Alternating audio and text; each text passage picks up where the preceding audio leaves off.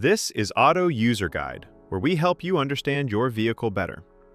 Today, we are covering all information related to major engine services for the Kia Sportage 2011 to 2016 models. Service intervals. Engine oil needs to be changed every 75,000 to 10,000 miles, which comes out to around 12,000 to 16,000 kilometers. If you drive in tough conditions or put a lot of load on your engine, sticking to the lower end of that range is the better call. Engine coolant has a much longer life. The first replacement comes at around 120,000 miles. After that, it needs to be swapped out every 30,000 miles going forward. It keeps your engine temperature in check, so keeping it fresh is something you don't want to skip. Brake fluid should be replaced every 2 years or somewhere between 30,000 to 40,000 miles, whichever one comes first.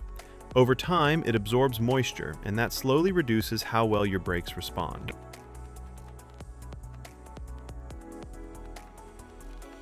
Engine oil. Engine oil capacity. Alright, so when it comes to engine oil capacity, the amount your car needs depends on the size of its engine. Not every engine drinks the same.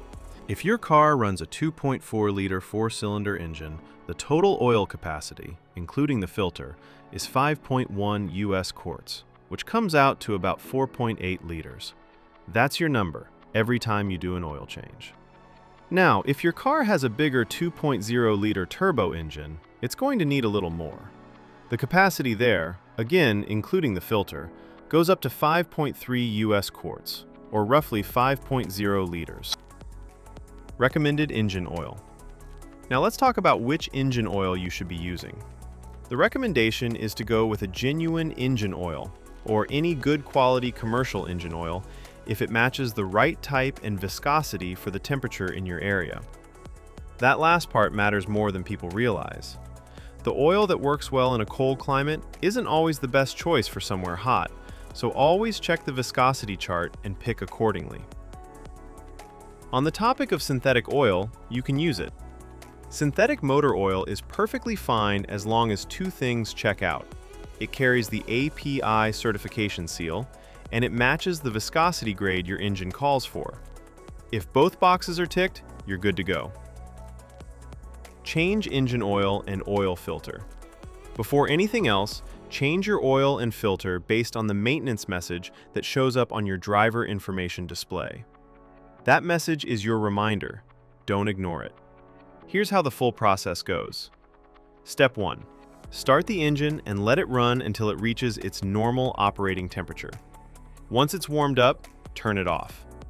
Warm oil drains out much more easily than cold oil. Step 2.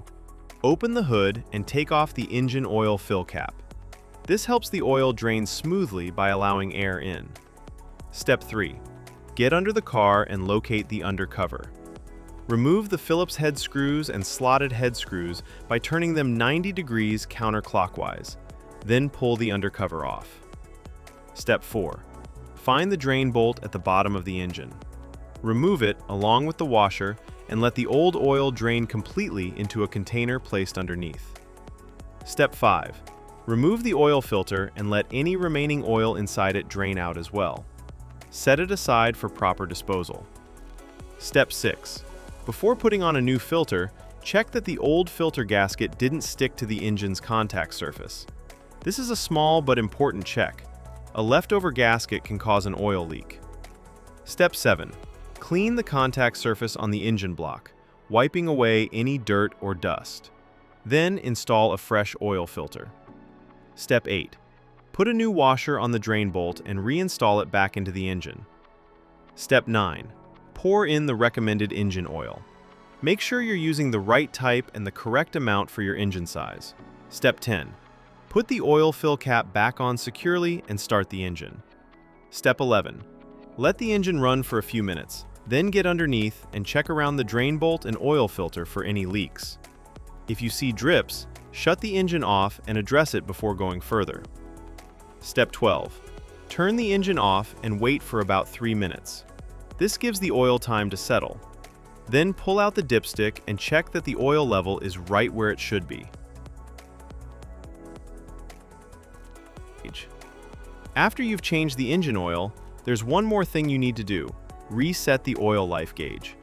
If you skip this step, the car won't know the oil has been changed and will keep showing you an inaccurate reading. Here's how to do it on your car. First, make sure the ignition is on. You don't need to start the engine, just press the start button without pressing the brake pedal so the system powers up. Next, go to your driver information display and navigate to the vehicle information menu. You'll find an option that shows your current oil life percentage. Once you're on that screen, press and hold the selection button, usually the one on your steering wheel, for about 10 seconds. The oil life indicator will start to blink, which means it's ready to be reset. While it's blinking, press and hold the button again. The display will reset back to 100%, confirming that the system now recognizes the fresh oil. Once you see 100% on the screen, you're done. The gauge has been successfully reset. After that, go ahead and start the engine normally. Let it run for a moment and confirm that no warning lights related to the oil are showing up on the dashboard. Now we're moving on to coolant and fluid specifications. Keeping your coolant at the right level is just as important as your engine oil. It keeps your engine from overheating and running into serious problems. Engine coolant, radiator. Before you touch anything, make sure both the engine and the radiator are completely cool. Never open the radiator cap on a hot engine. The pressure inside can cause boiling coolant to spray out and burn you. Once everything is cool, place your hand on the radiator cap and turn it just 1/8 of a turn counterclockwise. This releases any built-up pressure inside the cooling system. Give it a moment to settle. Now push the cap down and continue turning it counterclockwise to fully remove it. Look inside and check the coolant level. It should be right up to the base of the filler neck. If it's sitting lower than that, go ahead and top it up with the correct coolant. Once the level is good, place the radiator cap back on and tighten it fully. Make sure it's secure before you close the hood.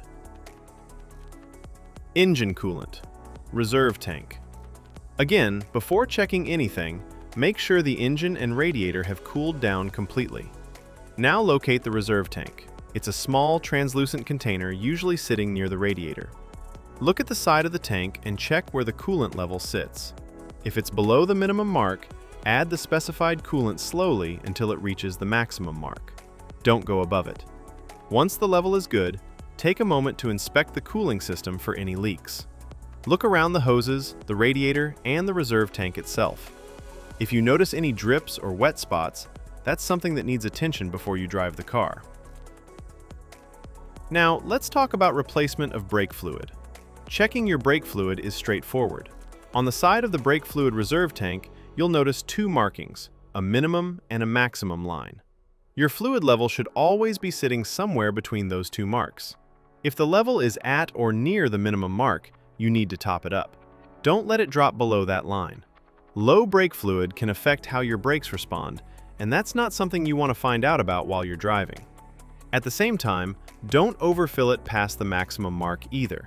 Just keep it in between and you're in good shape. One thing worth mentioning for those driving a manual transmission model, your brake fluid reserve tank also takes care of the clutch fluid. It's the same tank serving both systems. So, as long as you're keeping the brake fluid level between the minimum and maximum marks like we just discussed, you don't need to check the clutch fluid separately. It's already covered. Tire rotation schedule. Tire rotation is one of those maintenance steps that people often overlook, but it makes a real difference in how long your tires last. Generally, you should be rotating your tires every 5,000 to 10,000 kilometers. If your vehicle manufacturer recommends a different interval, go with that instead. Tires without rotation marks. The diagram on screen shows the rotation pattern for tires without rotation marks. These are also called non-directional tires. Because they don't have a fixed direction of rotation, you have more flexibility in how you rotate them. In this pattern, the front left tire moves straight back to the rear left position, and the front right tire moves straight back to the rear right position. Then, at the next rotation interval, the rear tires cross over, the rear left moves to the front right, and the rear right moves to the front left. This cross-rotation method spreads the wear more evenly across all 4 tires, which helps them last longer overall. Tires with rotation marks. The diagram on screen now shows the pattern for tires with rotation marks, commonly known as directional tires. You'll notice an arrow on the sidewall of these tires, and that arrow tells you which direction the tire is meant to spin. It only works one way. Because of that, you can't cross these tires from one side of the vehicle to the other. The rotation here is simpler. Tires just swap between front and rear on the same side. The front left goes to the rear left comes up to the front left, and the exact same thing happens on the right side.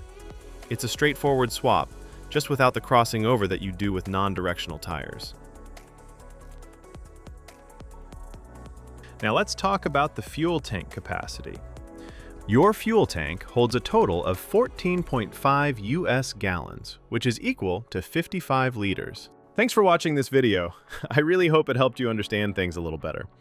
If you found it useful, give it a like. And if you haven't subscribed yet, hit that subscribe button so you don't miss the next one. Drop your thoughts or questions in the comments below. I'd love to hear from you. It genuinely means a lot.